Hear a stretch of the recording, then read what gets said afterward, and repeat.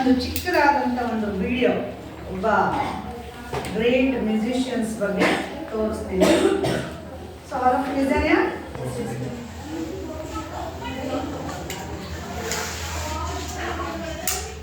Sound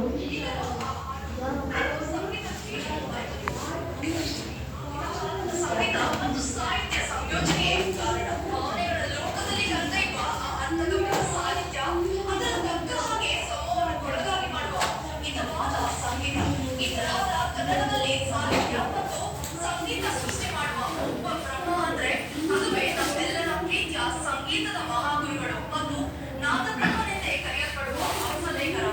Kannada ಚಿತ್ರರಂಗದ ಖ್ಯಾತಿ ಹೆಚ್ಚಿಸಲು ಹಂಸಲೇಖ ಅವರ ಸಾಹಿತ್ಯ ಮತ್ತು ಸಂಗೀತದ ಕೊಡುಗೆ ಅಪಾರ.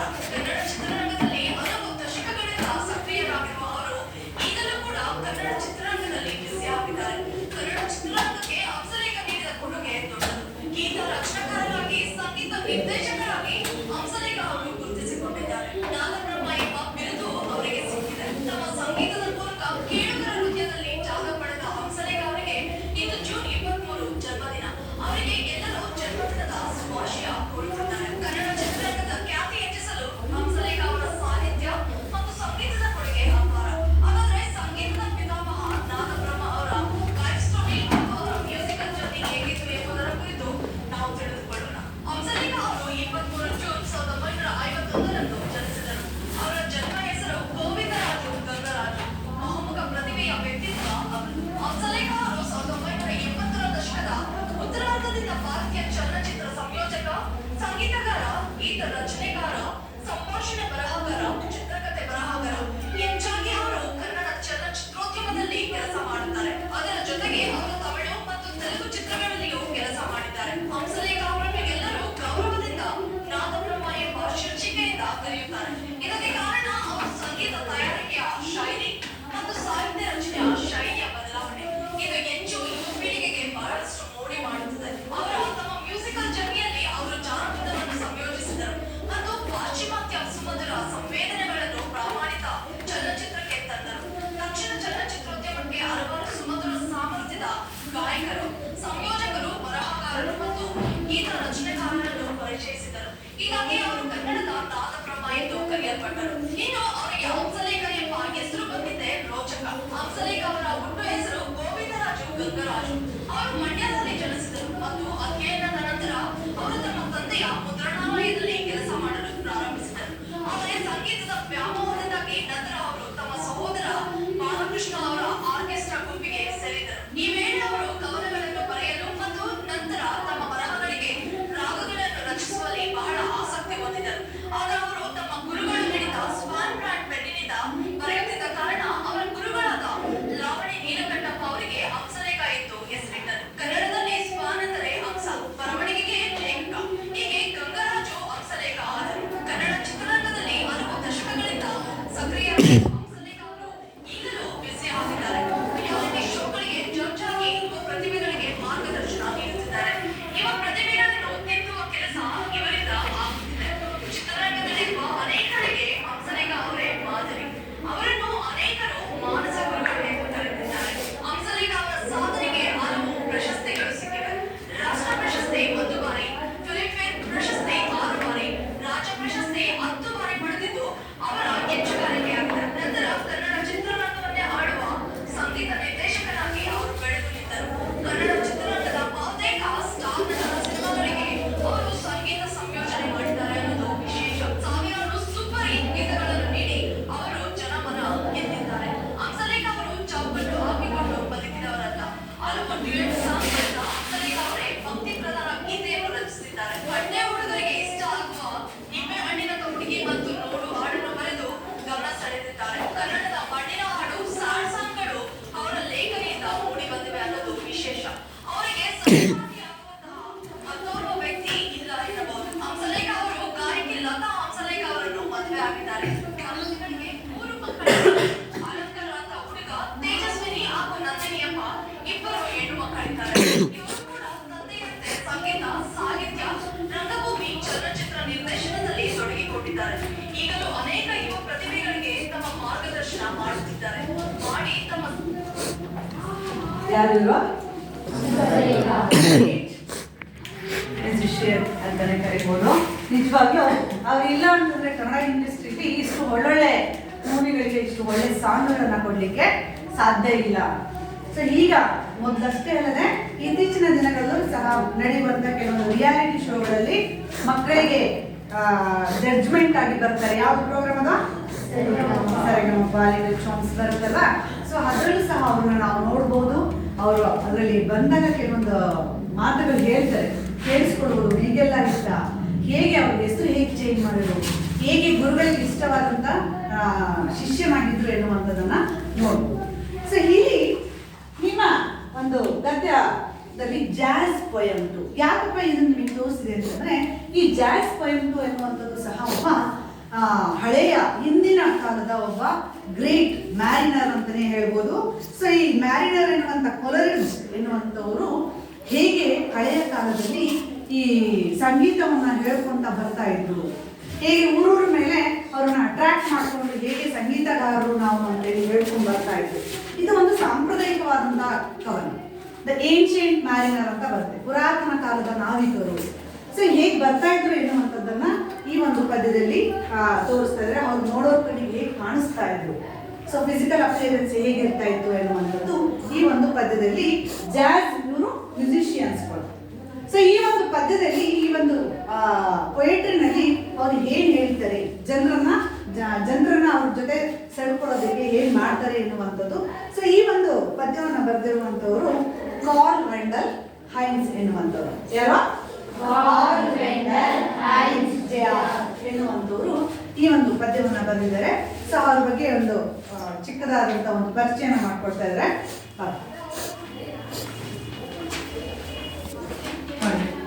ಇವರೇ ಯಾರೋ Carl Wendell Hines ಎನ್ನುವಂಥವ್ರು.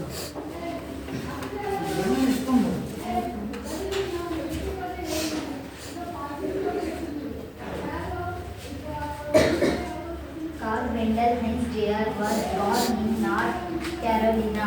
He graduated from Tennessee Agricultural and Industrial University in 1962. His verses have been hoisted as some of the best by contemporary writers. So ನೋಡಿ ಹೇಗಿದೆ, ತುಂಬಾ ಹಿಂದಿನ ಕಾಲದ ಪುರಾತನ ಕಾಲದ ನಾವಿಕರನ್ನ ನೋಡ್ಬಿಟ್ಟು ಅವರು ಹೇಗಿದ್ರು ಎನ್ನುವಂಥದ್ದನ್ನ ಇವರು ಬರೆದಿರುವಂಥದ್ದು. ಯಾರು? ಕಾರ್ಲ್ ವೆಂಡಲ್ ಹೈನ್ಸ್ ಎನ್ನುವಂಥದ್ದು. ಸೊ ಇವರು ಯಾವ ಊರಲ್ಲಿ ಜನಿಸಿದ್ರು, ಅವರ ಒಂದು ಕಾಲ ಹಿಸ್ಟರಿ. ಕಾರ್ಲ್ ವೆಂಡಲ್ ಹೈನ್ಸ್ ಅವರು 1940 ಬುಕ್ಕಲ್ಲಿದೆ ನೋಡಿ, ಲಾಸ್ಟ್ ಅಲ್ಲಿ ಸಿಕ್ಕ ಟೆಕ್ಸ್ಟ್ ಬುಕ್ ಅಲ್ಲಿ 1940 ಅವರು ಹೇಳ್ತಾರೆ ಇಲ್ಲಿ ವಾಸ್ ಬಾರ್ನ್ ಆನ್ ನಾರ್ತ್ ಕೆರೋಲಿನಾದಲ್ಲಿ ಹುಟ್ಟಿದ್ದು. He was the graduated of the tennis agricultural industrial university. Graduation means ಏನೋ ಡಿಗ್ರಿ ಮಾಡಿದ್ದು ಯಾವ ಕಾಲೇಜಲ್ಲಿ? ಯಾವ ಕಾಲೇಜು? ಟೆನ್ನಿಸ್ ಅಗ್ರಿಕಲ್ಚರಲ್ ಯೂನಿವರ್ಸಿಟಿಯಲ್ಲಿ ಇವರು ಗ್ರಾಜುಯೇಷನ್ ಅನ್ನು ಮುಗಿಸಿದ್ದು 1962. ಹಿಸ್ ವರ್ಸಸ್, ವರ್ಸ್ ಮೀನ್ಸ್ ಕವಿತೆಗಳು, ಬರ್ಕೊಳ್ಳಿ. ಅವರ ಬರೆದಂತಹ ಪದ್ಯಗಳು, ಕವನಗಳು, ಅವರು ಬರೆದಿರುವಂತಹ ಒಂದು ಕವಿತೆಗಳನ್ನ have been ousted to some of the best by the contemporary writers. ಈಗ ಕಂಟೆಂಪ್ರರಿ ಮೀನ್ಸ್ ಸಮಕಾಲೀನ, ಈಗ ಬರೆಯುವಂಥವರ ರೀತಿಯಾಗಿ ಅವರು ಸಹ ಅವುಗಳನ್ನ ಸರಿಸಮಾನವಾದಂತಹ ರೀತಿಯಾಗಿ ಸಮಕಾಲೀನವಾಗಿ ಗುರುತಿಸುವಂತಹ ರೀತಿಯಾಗಿ ಇವರು ಸಹ ಬರೆದಿದ್ದಾರೆ. ಗ್ರಾಜುಯೇಷನ್ ಮುಗಿಸ್ಕೊಂಡು ಆಮೇಲೆ ಅವರು ಪೊಯಿಟ್ರಿ ಕಡೆ ಕವಿತೆಗಳನ್ನ ಬರೆಯೋದಕ್ಕೆ ಸ್ಟಾರ್ಟ್ ಮಾಡ್ತಾರೆ. ಸೊ ಅವು ಈ ಕಂಟೆಂಪ್ರರಿ ಅಂದ್ರೆ ಅವು ಸಮಕಾಲೀನ, ಇತ್ತೀಚೆಗೆ ಬರುವಂತಹ ಸಮಕಾಲೀನ ಪದ್ಯಗಳಿಗೆ ಹೋಲಿಕೆ ಆಗುವಂತಹ ರೀತಿಯಾಗಿ ಇರುವಂತವು ಕೆಲವೊಂದು ಸಮ್ ಆಫ್ ದ ಬೆಸ್ಟ್ ಕೆಲವೊಂದನ್ನು ನಾವು ನೋಡ್ಬೋದು. ಯಾರು ಬರೆದಿರುವಂತವ? ಸೊ ನಾವು ನೋಡ್ತೀವಿ ಈಗ ನಿಮ್ಗೆ ಜಾಝ್ ಪೊಯಮ್ ಟು ಅಂತಂದ್ರೆ ಇತ್ತೀಚಿನ ದಿನಗಳಲ್ಲಿ ನಾವು ಏನೆಲ್ಲ ಉದಾಹರಣೆ ಕೊಡ್ಬೋದಪ್ಪ ಹಾಗಾದ್ರೆ ಅಂತಂದ್ರೆ ಊರ್ ಮೇಲೆ ಬರುವಂತಹ ಕೆಲವೊಂದು ಭಿಕ್ಷಾಟನೆ ಮಾಡಕ್ಕೆ ಬರುವಂತಹ ಕೆಲವರು ಚಾಟಿ ಹೊಡ್ಕೊಂಡು ಬರುವಂತವ್ರನ್ನ ನಾವು ಉದಾಹರಣೆ ಕೊಡ್ಬೋದು. ಸೊ ಅವರು ಹೇಗೆ ನಮ್ಮನ್ನ ಅಟ್ರಾಕ್ಟ್ ಮಾಡ್ತಾರೆ, ಹೇಗೆ ನಮ್ಮ ಗಮನವನ್ನು ಕೇಂದ್ರೀಕರಿಸ್ತಾರೆ ಅನ್ನುವಂಥದ್ದನ್ನು ನಾವು ಉದಾಹರಣೆ ಸಹಿತ ನೋಡ್ಬೋದು. ಅರ್ಥ ಆಗ್ತಿದೆ? ಆ ರೀತಿಯಾಗಿ ಈ ಜಾಸ್ ಮ್ಯೂಸಿಷಿಯನ್ಸ್ಗಳು ಸಹ ಅವರು ಊರ ಮೇಲೆ ಹೋಗ್ಬಿಟ್ಟು ತಮ್ಮ ಸಂಗೀತದ ಮೂಲಕ ಜನರನ್ನ ಅಟ್ರಾಕ್ಟ್ ಮಾಡ್ತಾ ಇದ್ರು. ಅರ್ಥ ಆಗ್ತಿದೆಯಲ್ಲ? ಸೊ ಅಂದ್ರೆ ಇತ್ತೀಚೆಗೂ ಸಹ ಅವು ಸಮಕಾಲೀನವಾಗಿ ಕಂಡು ಬರುವಂತ ರೀತಿಯಾಗಿ ಕಾಣಿಸ್ತಾ ಇದೆ. So let's start. ಹೇಗಿದೆ ಅವ್ರು ನೋಡೋರ್ ಕಣ್ಣಿಗೆ ಹೇಗೆ ಕಾಣಿಸ್ತಾ ಇದ್ರು ಈ ಜಾಸ್ಗಳು, ಅವರ ಒಂದು ಫಿಸಿಕಲ್ ಅಪಿಯರೆನ್ಸ್ ಯಾವ ರೀತಿ ನೋಡೋರ್ ಕಣ್ಣಿಗೆ ಕಾಣಿಸ್ತಾ ಇತ್ತು ಎನ್ನುವಂಥದ್ದನ್ನ ನಾವು ಪದ್ಯದಲ್ಲಿ ನೋಡೋಣ. Okay, start. ಬುಕ್ ತಗೊಳ್ರಿ.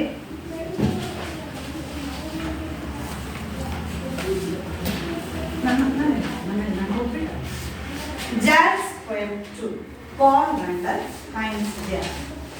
There he stands, see, like a black ancient man. His wrinkled old face, so full of the worries of living, is turned downward with closed eyes. His frayed collar, faded blue shirt, turned off with sweat, and the old necktie undone drops loosely about the old jacket, just barely holding his silent stomach in. Hey, his rundown shoes have paper in them, and his rough, unshaven face shows pain in each wrinkle, but there he stands in self-brought solitude head. Self-solitude head. Okay, read one. Another time. Jazz poem 2, Carl Randall Hines Jr. There he stands, see, like a great ancient mariner, his wrinkled old face so full of the worries of living is turned downward with.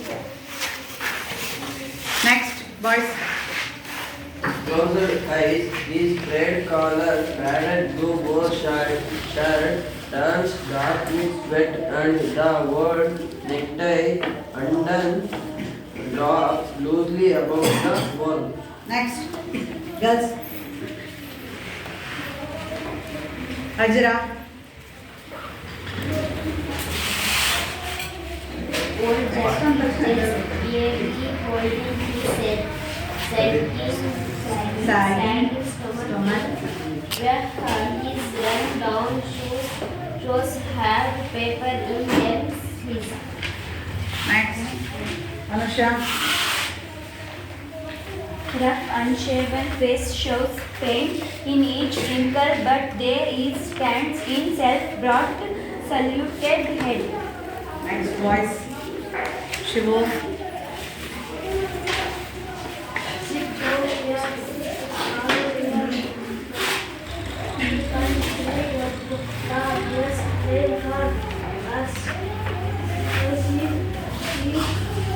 ಜೋರಾಗಿ ಕೇಳಿಸ್ಬೇಕು. Next ವರ್ಷ. At the saxophone, support from his chest by a breathe cold anger.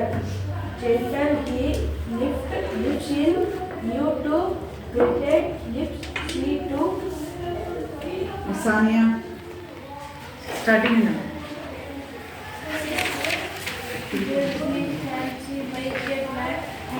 ಜೋರಾಗಿ ಹೇಳ್ಬೇಕು. Marrying his wrinkled old face so full of the Worries. worries of living is turned downward with. Alia. Closed eyes, his frayed collar, faded blue old shirt turns dark with sweat, and the old necktie undone drops loosely about the wall. Gauri. Old jacket just barely holding his sagging stomach in. His run down shoes have paper in them, and yes. So ಇಲ್ಲಿ ಈ ಪದ್ಯದಲ್ಲಿ ಕೆಲವೊಂದು difficult ವರ್ಡ್ಸ್ಗಳನ್ನ ನೋಡ್ಬೋದು ಅಲ್ವಾ? So ಆ difficult ವರ್ಡ್ಸ್ಗಳನ್ನ ಬಂದು ಬರೀ. First one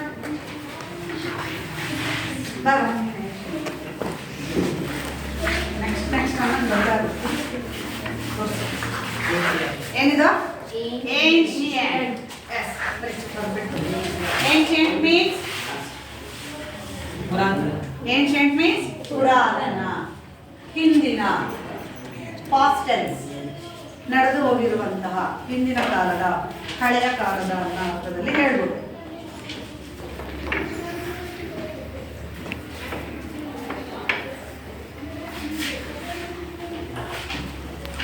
class ಮಾಡಿ.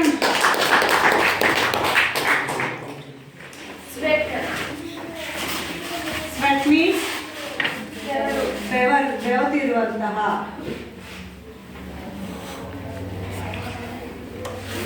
ಸ್ವೆಟ್. ನೋಡೋರ ಕಣ್ಣಿಗೆ ಹೇಗೆ ಕಾಣಿಸ್ತಾ ಇದೆ ನೋಡಿ, ಹಳೆಯ ಕಾಲದ.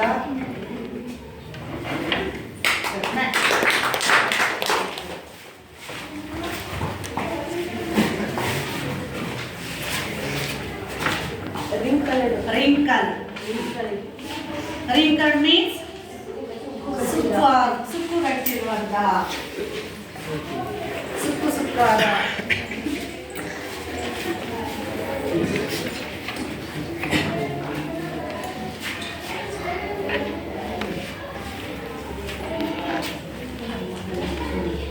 ರಿಂಕಲ್ ಮೀನ್ಸ್ ಸುಕ್ಕುಗಟ್ಟಿರುವ, ಸುಕ್ಕಾಗಿರುವ.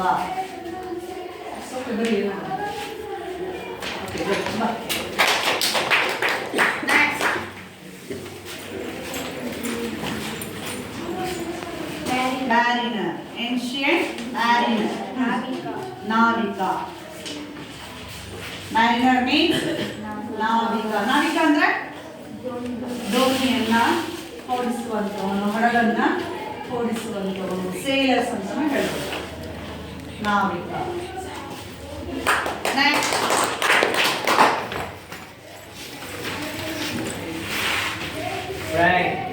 Fraud. Frayed means ಶೋಭೆಗೊಂಡ,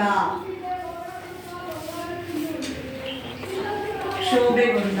frayed means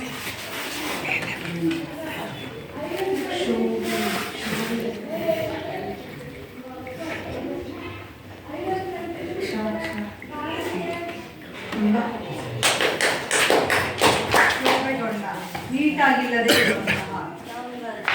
downward. Downward. Downward means ಏನಮ್ಮ? ಕಾಳಜಿ ಇಲ್ಲದ, ಆಸಕ್ತಿ ಇಲ್ಲದ.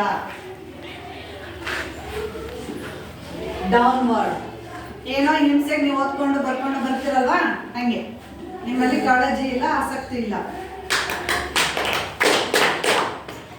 Next sagging. ಸ್ಯಾಗಿಂಗ್ ಜೋತು ಬಿದ್ದ. ಸ್ಯಾಗಿಂಗ್ ಮೀನ್ಸ್ ಜೋತು ಬಿದ್ದ.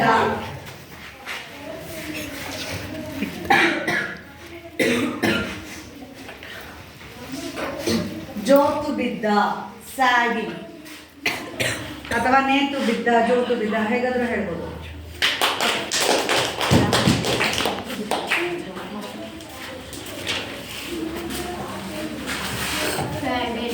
ಫ್ಯಾಡೆಡ್ ಕೊಳೆಯಾದ, ಗಲೀಜಾದ ಅಂತ ಹೇಳ್ಬೋದು.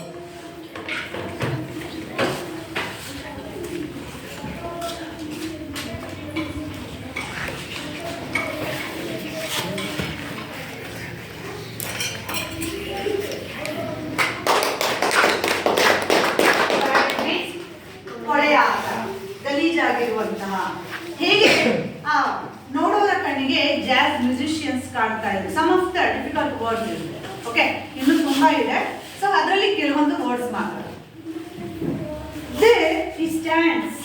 There means ಅಲ್ಲಿ ಬಂದಿದ್ದಾರೆ ಅವರು ಊರಲ್ಲಿ ಅಥವಾ ಒಂದು ಜಾಗದಲ್ಲಿ ಅವರಲ್ಲಿ ನಿಂತಿದ್ದಾರೆ.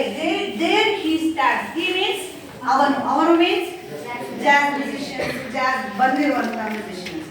ಅಲ್ಲಿ ನಿಂತಿದ್ದಾನೆ ಅವನು ಅಂತಂದ್ರೆ like a black ancient mariner. Black ಕಪ್ಪಾಗಿರೋದು, ನೋಡೋ ಮಣಿ ಕರ್ರು ಕಾಣಿಸ್ತಾ ಇದ್ದಾನೆ.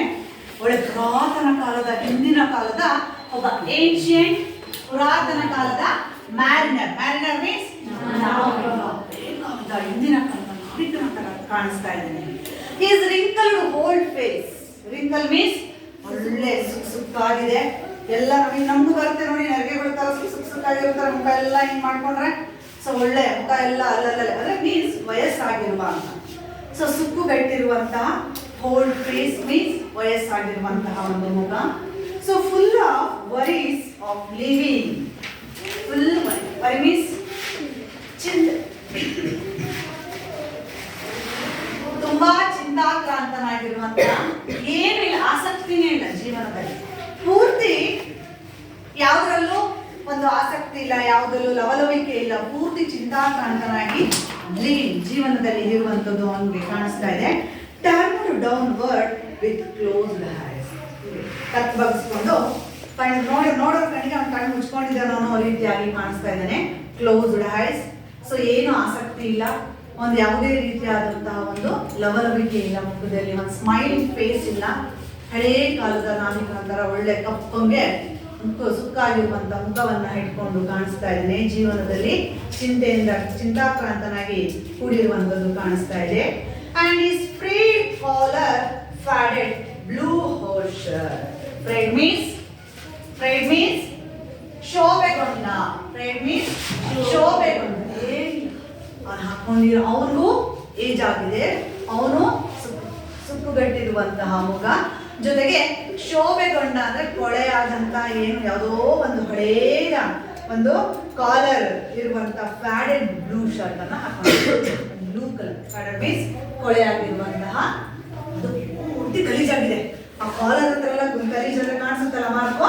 ಸೊ ಹಂಗೆ ಆ ಕಾಲರ್ ಹಿಂಗೆ ಎತ್ಕೊಂಡಿದ್ದಾನೆ ನೋಡ್ರಿ ಆ ಚಿತ್ರದಲ್ಲಿ, ಅದು ಪೂರ್ತಿ ಕರ್ರಗಾಗ್ಬಿಟ್ಟಿದೆ, ಫುಲ್ ಕೊಳೆ ಆಗ್ಬಿಟ್ಟಿದೆ, ಫುಲ್ ಗಲೀಜಾಗಿದೆ.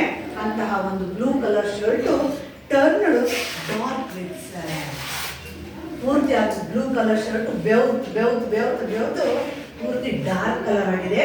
ಆ ಕಲರೇ ಚೇಂಜ್ ಆಗಿದೆ. And old neck tie hundred drops loosely ಹಾಕಿರ್ತಾವು. ಒಂದು ಟೈ ಹಾಕೊಂಡ್ಬಿಟ್ಟಿದ್ದಾನೆ. ಆ ಟೈ ಹಾಕೊಂಡಿರುವಂತ ಕಾಲರ್ ಹತ್ರ ಇರುವಂತ ಟೈ ಅದು ಲೂಸ್ ಆಗಿ ಕೆಳಗೆ ಬಂದಿದೆ, ಇಲ್ಲಿಗೆ ಚೆಸ್ಟ್ ಹತ್ರ ಮೇಸ್ ಅಂದ್ರೆ ಅಷ್ಟು ಲೂಸ್ ಆಗಿದೆ. Everything is old. ಅವನು ಓಲ್ಡ್ ಮ್ಯಾನ್. ಸೊ ಹಾಕೊಂಡಿರೋವೆಲ್ಲ ಹೋಲ್ಡ್. ಸೊ ಅವೆಲ್ಲ ಕೊಳೆ ಆಗಿ ಗಲೀಜಾಗಿ ಡಾರ್ಕ್ ಕಲರಿಗೆ ಬಂದು ನಿಂತಿದ್ದಾರೆ. ಸೊ ನೋಡೋ ಕಣ್ಣಿಗೆ ಅವನು ಈ ರೀತಿಯಾಗಿ ಕಾಣಿಸ್ತಾ ಇದ್ದಾನೆ.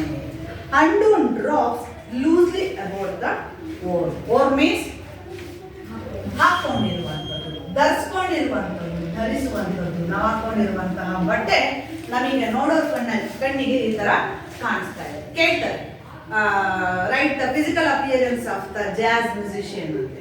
ಸೊ ದೇರ್ ಹಿ ಸ್ಟ್ಯಾಂಡ್ಸ್, ಅವನಲ್ಲಿ ನಿಂತಿದ್ದಾನೆ ಅಂತಂದ್ರೆ ನೋಡೋರ್ ಕಣ್ಣಿಗೆ ಹೇಗೆ ಕಾಣಿಸ್ತಾ ಇಲ್ಲ. ಅವನ ಹಳೇದಾಗಿರುವಂತಹ ರಿಂಕಲ್ ಫೇಸ್, ಸುಕ್ಕುಗಟ್ಟಿರುವಂತಹ ಮುಖ, ಯಾವುದೋ ಹಳೇ ಕಾಲದ, ಪುರಾತನ ಕಾಲದ ನಾವಿಕನ ತರ ಅವನು ಕಾಣಿಸ್ತಾ ಇದ್ದ. ಅವನು ಫುಲ್ ವಯಸ್ಸಾಗಿರುವಂತಹ ಸುಕ್ಕುಗಟ್ಟಿರುವ ಮುಖವನ್ನ ಇಟ್ಕೊಂಡಿದ್ದ. ಸೊ ಅವನು ಹಾಕೊಂಡಿರುವಂತಹ ಬಟ್ಟೆ ಬ್ಲೂ ಕಲರ್ ಬಟ್ಟೆ ಪೂರ್ತಿ ಕೊಳೆ ಆಗಿ, ಅದರಲ್ಲಿ ಏನಿಲ್ಲ, ಆ ಬಟ್ಟೆ ಪೂರ್ತಿ ಶೋಭೆ ಇಲ್ಲದೆ ಇರುವಂತಹ ರೀತಿಯಾಗಿ ಕಾಣಿಸ್ತಾ ಇತ್ತು. ಅಂದ್ರೆ ಬೆವ್ತು ಬಿಟ್ಟು ಆ ಕಲರೇ ಚೇಂಜ್ ಆಗಿದೆ. ಜೊತೆಗೆ ಅವನು ಅಲ್ಲಿ ನಿಂತಿದ್ದಾನೆ ಅಂತಂದ್ರೆ ಕತ್ತು ಬಗ್ಗಿಸ್ಕೊಂಡು, ತನ್ನ ಡೌನ್ವರ್ಡ್ ಐಸ್ ಅಂದ್ರೆ ಕತ್ತು ಬಗ್ಸ್ಕೊಂಡು ನಿಂತಿದ್ದಾನೆ, ಕಣ್ಣು ಮುಚ್ಕೊಂಡು ನೋಡೋ ಕಣ್ಣಿಗೆ ಏನೋ ಒಂದು ಕಣ್ಬಿಟ್ಟು ಪ್ರಪಂಚ ನೋಡಿಲ್ವನೋ ರೀತಿಯಾಗಿ ಅವನು ನಿಂತಿರೋರ ಕಣ್ಣಿಗೆ ಕಾಣಿಸ್ತಾ ಇಲ್ಲ. ಇದರಲ್ಲಿ ಯಾರು ವರ್ಣನೆ ಮಾಡ್ತಿರುವಂತದ್ದು? ಅಲ್ಲಿ ನಿಂತಿದ್ದಾನೆ, ಅವ್ನು ಬಂದಿದ್ದಾನೆ ಅಂತಂದಾಗ ಅವ್ರು ನೋಡ್ಬಿಟ್ಟು ಈ ಒಂದು ಪೊಯೆಟ್ರಿಯನ್ನ ಬರೆದಿರುವಂಥದ್ದು. ಅರ್ಥ ಆಗ್ತಿದಿಲ್ಲ? ಸೊ ಆ ತರ ಕಣ್ಣು ಮುಚ್ಕೊಂಡಿದ್ದಾನೆ. ಕೆಲವು ಕಣ್ಣು ಬಿಟ್ಟಿದ್ರು ಕಣ್ಣು ಮುಚ್ಕೊಂಡಿರ್ತಾರನೇ ಕಾಣಿಸ್ತಿರ್ತಾರೆ, ಗೊತ್ತಾ? ಸೊ ಹಾಗೆ ಅವರು ಸಹ ನೋಡೋರ ಕಣ್ಣಿಗೆ ಈ ತರ ಕಾಣಿಸ್ತಾ ಇದ್ದ. ಸೊ ಮತ್ತೆ ಇನ್ನೇ ಕಾಣಿಸ್ತಾ ಇದ್ನಪ್ಪ. Whole jacket just barely holding his sagging stomach. ಒಂದು ಲೂಸ್ ಆಗಿರುವಂತಹ ಒಂದು ಜಾಕೆಟ್. ಜಾಕೆಟ್ ಮೀನ್ಸ್ ಮೇಲ್ಗಡೆ ಶರ್ಟ್ ಮೇಲೆ ಒಂದು ಹಾಕೊಡ್ತೀವಲ್ಲ ನಾವು, ರೈನ್ ಕೊಡ್ತಾರ, ಅದು ಹೇಗಿತ್ತು ಅಂತಂದ್ರೆ ಲೂಸ್ ಆಗಿ ಅವನ ಹೊಟ್ಟೆ ಸ್ಯಾಗಿಂಗ್ ಮೀನ್ಸ್ ಜೋತ್ ಬಿದ್ದಿದ್ದು. ಏನು? ಸ್ಟೊಮ್ಯಾಕ್ ಮೀನ್ಸ್ ಹೊಟ್ಟೆ. ಅವನ ಹೊಟ್ಟೆ ಜೋತ್ ಬಿದ್ದಿದ್ದಂತೆ ಅವ್ರು ಹಾಕೊಂಡಿರುವಂತಹ ಜಾಕೆಟ್ನಿಂದ ಹೊರಗೆ ಕಾಣಿಸ್ತಾ ಇತ್ತು. ಹೇ ನೋಡ್ತಾರೆ, ಹೇಳ್ತಾರೆ ಮತ್ತೆ random shoes have paper in. ಅವನ ಶೂಸ್ ಒಳಗೆ ಸಣ್ಣ ಸಣ್ಣ ಸಣ್ಣ ಪೇಪರ್ಸ್ನೆಲ್ಲ ಅದರೊಳಗಡೆ ಇಟ್ಕೊಂಡಿದ್ದಂತೆ. ಹೊರಗೆ ಚಿತ್ರವಾಗಿ ಕಾಣಿಸ್ತಾ ಇದ್ದಾವಲ್ಲ ನೋಡೋಕೆ. ಸೊ ಆ ಪೇಪರ್ ಎಲ್ಲ ಕಟ್ ಮಾಡಿ ಆ ಶೂ ಒಳಗೆ ಹಾಕೊಂಡಿರುವಂಥದ್ದು ಕಾಣಿಸ್ತಾ ಇತ್ತು. ಅವನ ಹಾಕೊಂಡಿರುವಂತ ನೋಡೋರು ಕಣ್ಣಿಗೆ ರಫ್ ಅನ್ಶಿ ಒಂದು ಫೇಸ್, ಯಾರು ಗಡ್ಡ ಮೀಸೆ ಏನು ಬೋಳಿಸ್ಕೊಂಡಿರೋ ರಫ್ ಆಗಿರುವಂತ ಒಂದು ಮುಖ, ನೋಡೋರು ಕಣ್ಣಿಗೆ ಪೂರ್ತಿ ಪೈನ್ ಮೀನ್ಸ್ ನೋವು, ಏನೋ ಆಗ್ಬಿಟ್ಟಿದೆ. ನಾವೆಲ್ಲ ನಮಗೆಲ್ಲ ಚಳಿ ಜ್ವರ ಬಂದ್ಬಿಟ್ರೆ ಏನೋ ಹಾಗಾಗಿ ಆಗ್ಬಿಡ್ತೀವಲ್ವಾ, ಪ್ರಪಂಚದ ತಲೆ ಮೇಲೆ ಥರ ಆಗ್ಬಿಡ್ತೀವಲ್ಲ ಹುಷಾರಿಲ್ಲ ಅಂತ. ಸೊ ಹಂಗೆ ಅವನು ಏನೋ ಪೇನ್ ರೂಪದಲ್ಲಿ ಕಾಣಿಸ್ತಾ ಇದ್ದ. Each linker but there stands in the self ತೋರಿಸ್ತಾ ಇದ್ರು. ಅವನ ಪ್ರತಿಯೊಂದು ಸುಕ್ಕಾಗಿರುವಂತಹ ಮುಖದಲ್ಲಿ ಏನೋ ಒಂದು ಕತೆ ಅಥವಾ ಏನೋ ಒಂದು ನೋವು ಮಾತ್ರ ನಮಗೆ ಕಾಣಿಸ್ತಾ ಇತ್ತು. ಅವನ ನಿಂತಿರೋರ ಕಣ್ಣಿಗೆ ಕಾಣಿದಾಗ. ಆದರೆ ಅವನು ಮಾತ್ರ ಒಬ್ಬನೇ, ಅವನು ಮಾತ್ರ ಸ್ಯಾಲಿಟ್ಯೂಡ್ ಅಂದರೆ ಒಬ್ಬಂಟಿಯಾಗಿ ನಿಲ್ತಾ ಇದ್ದ. ನೋಡೋರ ಕಣ್ಣಿಗೆ ಅವನ ನೋವು ಮಾತ್ರ ಕಾಣಿಸ್ತಾ ಇತ್ತು. ಏನಿದೆಯೋ ಏನು ನೋವು, ನಾವು ನೋಡಿದ ತಕ್ಷಣ ಅಯ್ಯೋ ಪಾಪ ಅನ್ನಿಸ್ತೀವಲ್ವ ಯಾರನ್ನಾರ, ಆ ರೀತಿಯಾಗಿ ನೋಡೋರ ಕಣ್ಣಿಗೆ ಅವನ ಗೋಚರಿಸ್ತಾ ಇದ್ದ. ಇದನ್ನ ಅವನು ನಿಂತ್ಕೊಂಡಾಗ ಅವನ ಕಣ್ಣಿಗೆ ಯಾವ ರೀತಿಯಾಗಿ ಕಂಡು ಬರ್ತಾನೆ ಎನ್ನುವಂಥದ್ದನ್ನ ಕವಿ ಆ ಒಂದು ಪದ್ಯದ ಮೂಲಕ ವಿವರಿಸ್ತಾ ಇದ್ದಾನೆ. ಅರ್ಥ ಆಗ್ತಿದೆಯಲ್ಲ? ಸೊ ಏನ್ ಮಾಡ್ತಾನೆ ಅವನು, ಆ ಏನನ್ನ ಹೇಳೋದಕ್ಕೆ ಬಂದಿದ್ದಾನಪ್ಪ ಪೀಪಲ್ಗೆ, ಏನನ್ನ ಹೇಳೋದಕ್ಕೆ ಬಂದಿದ್ದಾನೆ ಜನರಿಗೆ. ಅವನ ಮ್ಯೂಸಿಕ್ ಅಲ್ಲಿ ಏನೋ ಶಕ್ತಿ ಇತ್ತು. ಆ ಮ್ಯೂಸಿಕ್ ಅಲ್ಲಿ ಎಲ್ಲರನ್ನೂ ಕೇಂದ್ರೀಕರಿಸುವಂತ ಅಥವಾ ಅಟ್ರಾಕ್ಟ್ ಮಾಡುವಂತ ಶಕ್ತಿ ಇತ್ತ ಎನ್ನುವಂಥದ್ದನ್ನ ನಾನು ನೆಕ್ಸ್ಟ್ ಕ್ಲಾಸಲ್ಲಿ ಕಂಟಿನ್ಯೂ ಮಾಡ್ತೀನಿ. ಈಗ ಈ ಒಂದು ಪದ್ಯಕ್ಕೆ ಸಂಬಂಧಿಸಿದ ಹಾಗೆ ನಿಮಗೆ 3 or 4 ಮಾರ್ಕ್ಸ್ ಗೊತ್ತಿಲ್ಲ ಯಾವ ಥರ ಬರುತ್ತೆ ಅಂತ. ಕ್ವಶನ್ಸ್ ಕೇಳಿದ್ರೆ ನೀವು ಕ್ವಶನ್ಸ್ ಬರಿಬೇಕಾಗುತ್ತೆ, ಅಥವಾ ನೀವು ಸಮ್ಮರಿ ಥರ ಕೇಳಿದ್ರೆ ಸಮ್ಮರಿಗೆ ಬರಿಬೇಕಾಗುತ್ತೆ. ಸೊ ಇದನ್ನ ನೀವು ಪ್ರೆಸೆಂಟ್ ಮಾಡಬೇಕು, ಯಾರ್ಯಾರು ಏನೇನು ಕಲ್ತ್ಕೊಂಡು ಬಂದಿರಾ ಅಂತ. Some of the opposite words ಇದೆ ಇದರಲ್ಲಿ, ಕೆಲವೊಂದು ಆಪೋಸಿಟ್ ವರ್ಡ್ಸ್ ಇದೆ. ಸೊ ಅದನ್ನ ಬಂದು ಹೇಳು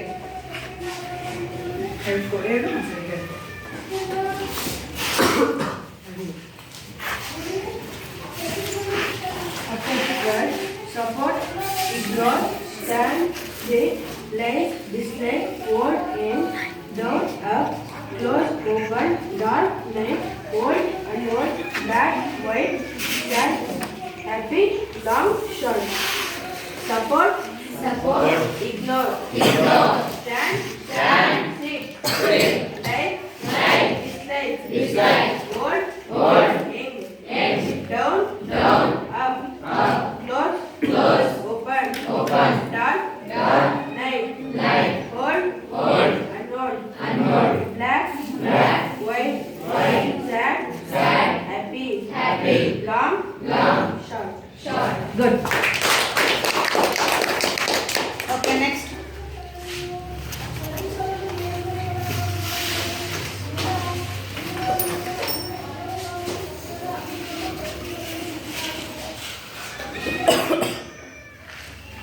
ಸಮ್ಮರಿ ಬರೆಯೋದಾ? ಓಕೆ, ನೆಕ್ಸ್ಟ್ ಯಾರು ಸಮ್ಮರಿ ಹೇಳೋ ರೆಡಿ ಇರಿ.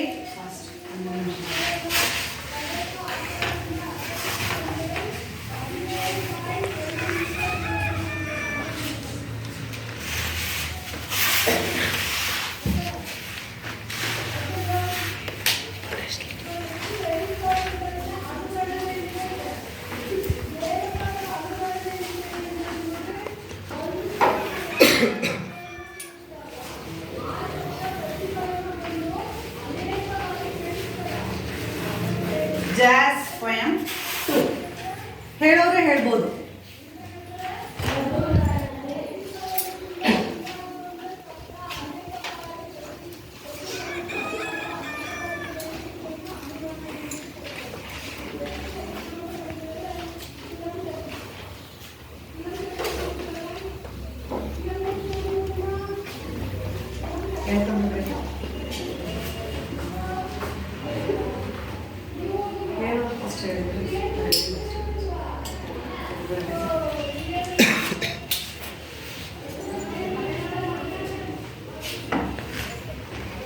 The poem Jazz Poem 2 is written by Lord Bacon. In the poem, the poet wants to describe the old jazz player and ಯಾರ ಬಗ್ಗೆ ಇಲ್ಲಿ ವಿವರಿಸ್ತಾ ಇದ್ದಪ್ಪ ಈ ಕವಿ ಯಾರ ಬಗ್ಗೆ ಇಲ್ಲಿ ಪದ್ಯದಲ್ಲಿ ವಿವರಿಸ್ತಿದ್ದಾನೆ ಓಲ್ಡ್ ಜಾಜ್ ಮ್ಯೂಸಿಷಿಯನ್ಸ್ ಯಾರಿದ್ರಲ್ವಾ ಅವರು ಹೇಗೆ ಇದ್ರು ಎನ್ನುವಂಥದ್ರ ಬಗ್ಗೆ ವಿವರಿಸ್ತಾ ಇದ್ದಾನೆ. ಹೌ ಈಸ್ ಸ್ಟ್ಯಾಂಡಿಂಗ್, ಹೇಗೆ ಅಲ್ಲಿ ನಿಂತ್ಕೊಂಡು ಅವನು ಏನನ್ನ ಅಟ್ರಾಕ್ಟ್ ಮಾಡ್ತಾ ಇದ್ದ, ಯಾರನ್ನ, ಪೀಪಲ್ಸ್ ಅನ್ನ. ಸೊ ಅವನು ನೋಡೋರ ಕಣ್ಣಿಗೆ ಹಾಕಿ ಕಾಣಿಸ್ತಾ ಇದ್ದ. ವಾಸ್ ದಟ್ ಓಲ್ಡ್ ಏನ್ಷಿಯಂಟ್ ಮ್ಯಾರಿನರ್, ಒಬ್ಬ ಪುರಾತನ ಕಾಲದ ನಾವಿಕನ ರೀತಿಯಾಗಿ ಕಾಣಿಸ್ತಿದ್ದ ಅಲ್ವಾ.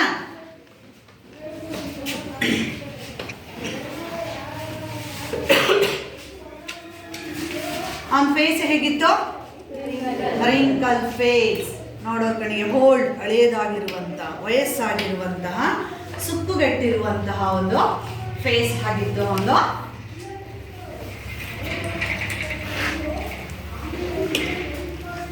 ಅಪಿಯರೆನ್ಸ್ ಅಷ್ಟೇ ಬರುತ್ತೆ.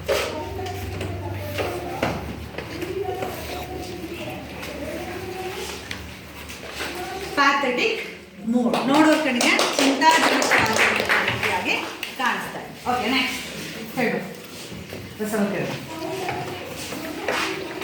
ಚಿಂತಾಕ್ರಾಂತನಾಗಿ ನೋಡೋರ ಕಣ್ಣಿಗೆ ಕಾಣಿಸ್ತಾ ಇದ್ದ. The poem Doctor Who is written by Carl Van Heinz Jr. In this poem describes world jazz players. Now he is standing like a black ancient mariner. He wore old and padded coat.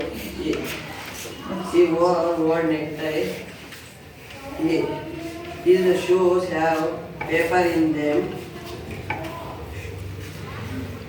Padded blue shirt ನೋಡ್ಕೋಬೇಡ. Padded blue shirt, He wore old padded blue shirt. Sagging stone. His holding his sagging stomach. His face is roughened, unshaven face, ನೋಡೋರ್ ಕಣ್ಣಿಗೆ ಹೀಗೆ ಕಾಣಿಸ್ತಾ ಇದೆ. Okay, good. ಅದು physical appearance of the jazz, ಅಷ್ಟಕ್ಕೆ ನೀವು ಹೇಳಿದ್ರೆ ಸರ್. ನೆಕ್ಸ್ಟ್ ಹೇಳೋದು ಹೇಳ್ತೀರ. ನೆಕ್ಸ್ಟ್ ನೀವು The poem Jazz Poem 2 is written by Carl Van Heinz. The poet describes an old jazz player. Now he was standing like a black ancient mariner. He was closing his eyes. He wore old necktie. He wore old padded coat.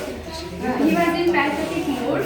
He wore his old coat holding his sagging stomach. He wore old shoes, paper in them. He kept his eyes closed, his lips holding alto saxophone around his neck.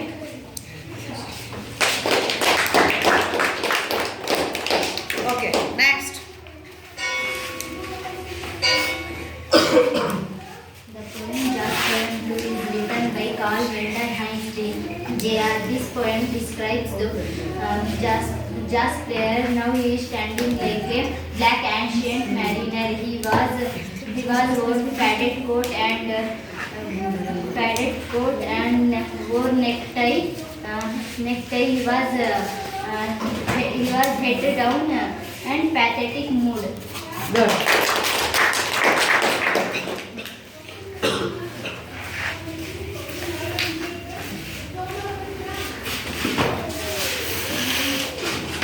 ಬರೆಯದಾ?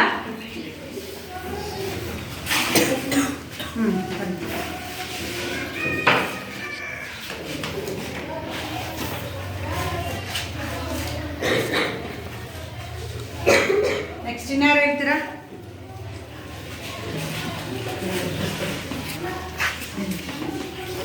Arjuna ಹೇಳ್ತೀರಾ, ಬರೀತೀರಾ? ಸಾನ್ಯಾ ಹೇಳೋದು?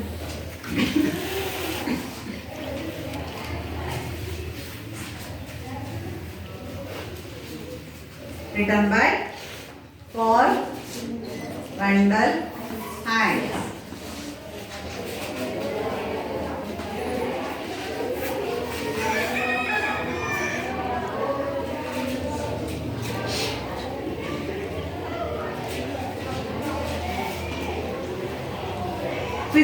Appearance ಅಂತ ಕೇಳಿದ್ರೆ ಇಷ್ಟನ್ನು ಬರೀರಿ. So how to attract in is music ಅಂದ್ರೆ next ಇರೋ ಪದ್ಯದಲ್ಲಿ ಮಾಡುವಂಥದ್ದನ್ನು ಬರೀತೀವಿ. ಓಕೆನಾ? ಟೈಪ್ಸ್ ಆಫ್ ಕ್ವಶನ್ಸ್ ಹೇಗೆ ಕೇಳ್ತಾರೆ ಅಥವಾ ಪೂರ್ತಿ ಸಮರಿ ಆಫ್ ದ ಪೊಯಮ್ ಅಂತಂದ್ರೆ ಪೂರ ಬರೀರಿ. ಓಕೆನಾ? ಸೊ ಆಪ್ಷನ್ ಇರುತ್ತೆ, ನೋಡಿಬಿಟ್ಟು ಯಾವ ಥರ ಏನು ಕ್ವಶನ್ ಕೇಳಿದ್ದಾರೆ ಅದನ್ನು ಅದಕ್ಕೆ ಸೂಕ್ತವಾಗಿರುವಂಥ ಆನ್ಸರನ್ನು ಬರೀಬೇಕು. ಏನು ಕೇಳಿದ್ರು ಅದನ್ನೇ ಬರೆದಿಟ್ರೆ ಅದು ಲಾಸ್ಟಿಂದ ಫಸ್ಟಿಂದ ಸ್ವಲ್ಪ ನೋಡಬೇಕು ಏನು ಅಂತ.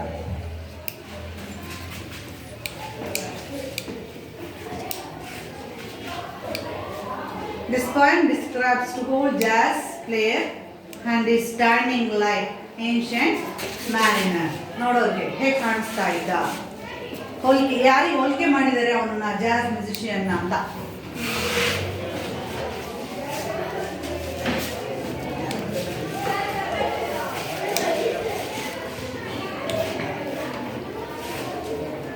His face is wrinkled, old,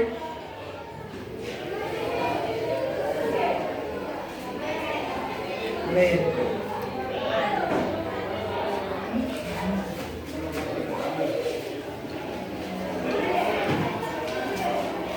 Hair, jacket,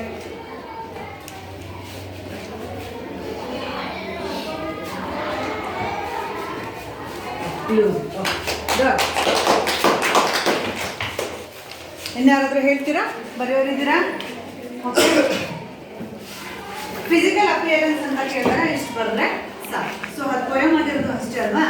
very good.